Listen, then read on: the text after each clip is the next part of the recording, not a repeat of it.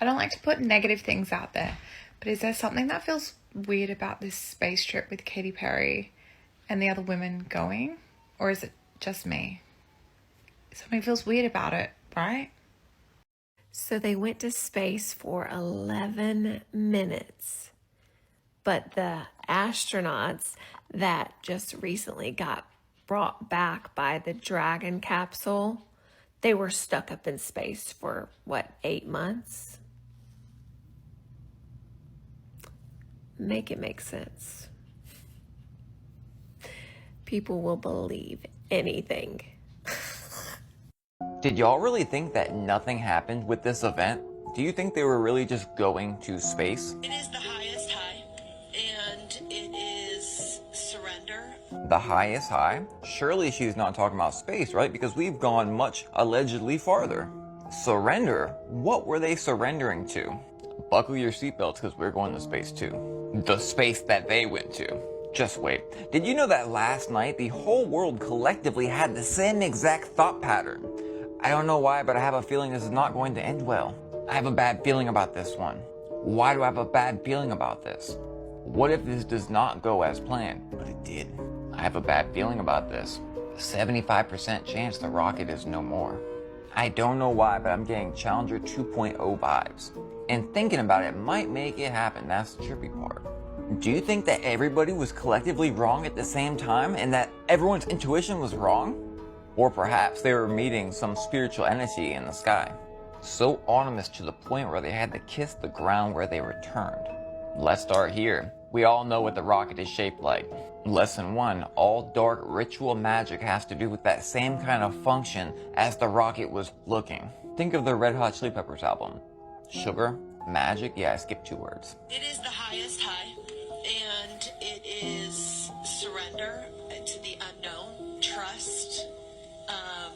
And this whole journey is not just about going to space. Surrendering to the unknown, not just about going to space. I guarantee you that they met some entity they had been worshiping for a long time.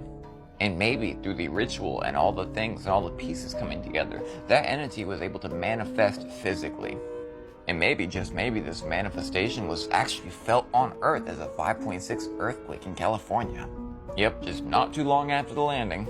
There's not one thing on this Earth that's random. The design and the shape, the words used, even the natural disasters. Let's be real. Most of us knew something was off from the start. The moment they picked 6 astronauts, it already felt more like a symbolic performance than a scientific mission. That number isn't random. In a lot of old traditions and secret societies, numbers like 6 show up again and again. It's almost like they're trying to send a message, but not to the public, to each other. But here's the real kicker. In all these decades of so-called space travel, they've never once shown us a full video from inside the rocket as it takes off. Not once. And you'd think that would be the easiest way to prove to the world it's all legit. A simple camera inside, showing the astronauts, the controls, the window, watching the Earth drop away as they launch. But no. What do we get instead? Distant, shaky footage from miles away, every single time. Meanwhile, the videos they do show of astronauts floating in space, it's the same fake stuff we've seen on the news for years. Glitches in the background, people yanked by invisible wires, bad green screen effects. It doesn't look like outer space. It looks like a movie set. And think about this. If they could talk to President Nixon live from the moon in 1969, then they definitely could have had cameras running inside those rockets back then, and especially now. But nope, we never see it. We only see them walk in, and later walk out. The entire middle, the part that matters most, is just gone. Hidden. We've got the tech, GoPros, live streaming, 360-degree cameras. They put cameras on birds, on sharks, in volcanoes. And you're telling me they can't put one inside a rocket? Please. Even on a regular airplane at 36,000 feet, your ears pop. So what happens at 100,000 feet or higher? The body goes through serious stress. But in their videos, everyone looks calm, perfect, untouched, like they're just on a Sunday drive. It's all too clean, too staged, too perfect. That's not science. It's a ritual. A performance dressed up in spacesuits designed to impress the public and keep us asking fewer questions. And if you pay attention, the symbols, the numbers, the timing, they all line up like a ceremony. We're not watching exploration. We're watching illusion. So don't just accept it. Ask why. Ask what they're not showing you. And most importantly, use your brain. Oh, I cannot with Katy Perry going to space on this penis rocket. What is happening? Liftoff. It's a giant... Shepard has cleared the tower. This is real life! So among those on board was Katy Perry and Gayle King, Oprah's BFF, who says she's so proud of herself right now. Proud? What did you do? You just know rich people and went to space for 11 minutes. Oprah was there and said that she's never been more proud of her friend than today. What did she do? Oprah, we would have been proud of you if you didn't try to crowdsource money for the Maui wildfire victims while you're sitting there in a $30 million house on the hill in Maui. Of course, the Kardashian-Jenner family was there showing support. Kris Jenner said it's really something. Khloe Kardashian's inspirational quote, dream big, wish for the stars, and one day you can maybe be amongst them. No one see the humor that this is an actual penis rocket and the Kardashians does no. It is very much giving this. Very much giving this. I just think we're in the end of days and that's it. Hold up. So they say they was in space for how long? I'm sorry, but y'all really expect me to believe that this whole space trip took less than 10 minutes? Come on now. Here they go, once again, playing right in our face. And people just eat that shit up. So you mean to tell me they launched these women into space, they unbuckle their seatbelt, get to float around or whatever, look through that tiny ass window, see space, and then make it back down within that time frame that they showed? Nah, I don't think so. But what's wild to me is Blue Origin said that this is a 10-minute mission, but the landing post came back 7 or 8 minutes after launch saying that they welcomed them back. They came back successfully. So something's not adding up. The math is definitely not mathing. And then they want to show us footage from outside the capsule. I want to see the footage from inside the capsule. I want to see them up in space. I want to see them floating around, talking, looking, pointing out that little window, saying, oh my God, we made it something. Don't show the outside, show the inside cam. Show when they're going up, when they're up, and when they're coming down. So until I see inside that capsule of all the footage of them going up, coming down, floating around, doing all that, etc., etc., etc., y'all can kiss my... Because I don't believe that shit. I don't believe it. So this is my journey into understanding that we do not live on a globe, on a spinning ball in outer space that's constantly moving at 1,000 kilometers in a 24-hour period. The sun is not 93 million miles away, and that the moon is not a big old clump of rock that somehow reflects the sun. It is all a lie. What truly is our world is this flat, non-rotating, stationary plane that we have. Basically, this is where we live, the earth here, the clouds are above us, where the birds fly, and then the sun, and the moon. And the moon is a light, and the sun is a light, just like the Bible describes, because the Bible was right all along. And the Bible does not describe this spinning ball just constantly floating in outer space, that you're on a 23.6 axis degree tilt axis, and you are just floating there. That's not how it works. And so I'll show you some details of exactly the proofs that clearly demonstrate that we do not, the Earth is not moving. There are no demonstratable experiments to show that the Earth is actually moving, and I will prove that to you guys. So this is right, and this is an experiment. Demonstratable that there is no motion in this water. This water is so clear and still that you can literally see a reflection of the mountain on the water here. So it's a mirror. That's how clear it is. So the movement, there is no movement. Movement is not happening. We are not spinning. We're not moving whatsoever. Another demonstrable experiment. You cannot have rocks that are able to balance on each other like this without the earth being completely still. Completely still. That's how a flat level plane works. But there's no way that you'd be able to do that or replicate that on a spinning globe. This is what you guys will see on a flat non-rotating stationary plane. The Earth is totally flat all the way across. This is the horizon in low Earth atmosphere. And as you can see, there are no stars, and that's for a reason. But you have essentially this horizontal eye zone. But up here, this is a fish-eyed lens. That's the reason why the horizon is bending and warping like that, because it's artificial. That's what they do to make it look like there is a spinning ball, and that when you get up to a certain height, you can see the curvature of the Earth. That is also a spinning ball horizon. Because this is the artificial fisheye lens that warps and shifts the horizontal eye zone. But this is still. And here's another one. So when it comes to boats over the horizon, what you're seeing, the boat, right now you can't see it. It's totally in the distance there. He's zooming out. But then, because when you zoom out with the camera, you essentially are closing the amount of distance you can see from that distance. But you can see the boat right now because he's zoomed in. So now he's zooming out and the boat is disappearing. But what's actually happening is the eyesight, like say for example, if you were using your eyes to do that, you wouldn't be able to see. That's what's happening right there.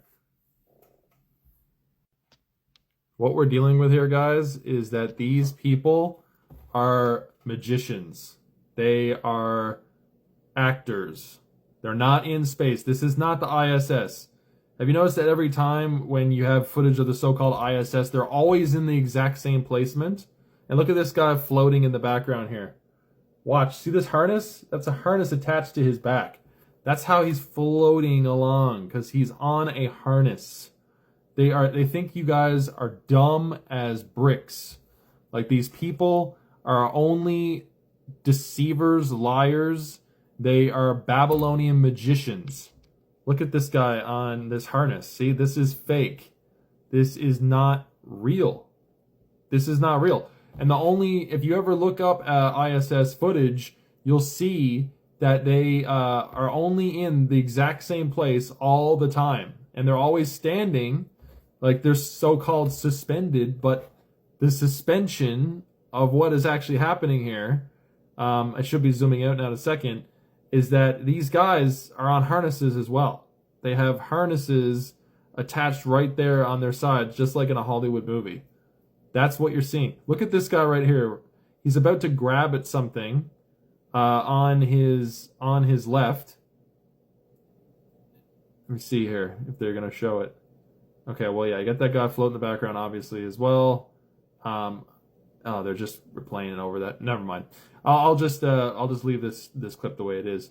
But essentially, this guy, like I said, he's floating on this harness, and it is all Hollywood trickery. Like, they have that capability. Here we go. This is it, actually. You see that? You see he's grabbing for something? Well, what he's grabbing for isn't actually there. Do you know why? Because they have holographic eye lenses. And so their holographic eye lenses, they can actually display things that the computer shows them in their screen, in their eyes, when in actuality, it's not there, because one of the layers where we're supposed to see that feed is cut out. So you don't actually see the feed. And here he goes again. He's about to do it. See, look, he's grabbing at something that's not there. That's what you're seeing. He thinks it's there, that you're seeing it, but the feed is cut. They're wearing holographic lenses. So that's it, guys. that's only a very brief show of like some of the proofs that I have, but it became so clear that we live on a flat, non-rotating stationary plane with all the stars that are moving around us and circling the North Star. What's actually happening is we're not the ones that are moving. The Earth is not moving. It's the stars above us that are moving. The firmament is shifting. The firmament like shifts like this, like a snow globe like that, and then all the stars are fixed inside the firmament above, and all the stars are moving around and shifting. That's the reason why we have these constellations that are always the same. They never change. We always see the Big Dipper and all these different patterns, all of these different lines that are connecting to other lines. And the reason why is because the stars are not changing. But according to so-called science, we're shooting 515,000 miles per hour. The Earth, Sun, and our solar system are moving through the galaxy at 515,000 miles per hour. That makes no sense if we can see the same stars in the sky, guys, and they don't change. Ultimately, we are all being deceived by these liars. They are frauds. If you start to look into NASA, you will pull them apart. They get millions of dollars every day from taxpayer money alone. They think you're dumb. They think all they have to do is throw up some CGI images and they'll fool you. And the fact is like they have the ability to do that. Have any of you guys seen this movie, Gravity, with Sandra Bullock? I watched this in IMAX before I understood the world that I live in. And my God, the Earth looked gorgeous and beautiful. It is a really cool thing to think that space is real and that we can travel to distant worlds and go off into Mars like Elon Musk is supposedly doing, even though he's come out and said that. What was going through your mind? How amazed were you to see your roadster up there with Starman just cruising along with the blue planet? And how long will we be getting live views, do you think, from the car? Well, I think it looks so ridiculous and impossible. And you can tell it's real because it looks so fake. The Flat Earth map dates back over 1,000 years. This map is credited to being created by a Persian astronomer. His name was Al-Biruni, and he lived between 973 AD to 1048 AD. It's the official map of the United Nations and also the United States Geological Survey. It used to be present in many places before the creation of NASA and the Antarctic Treaty in 1959. Here you see it with Admiral Byrd.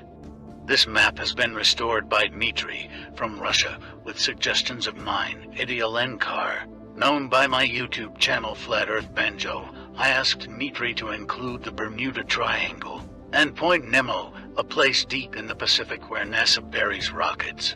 Then Robert Tozzi, a professional mapmaker, came along and enhanced the map even more. There are many people now selling this map online, but if you could order it from my online store, I would greatly appreciate it. Visit my online store now and order one of the items. I humbly thank you.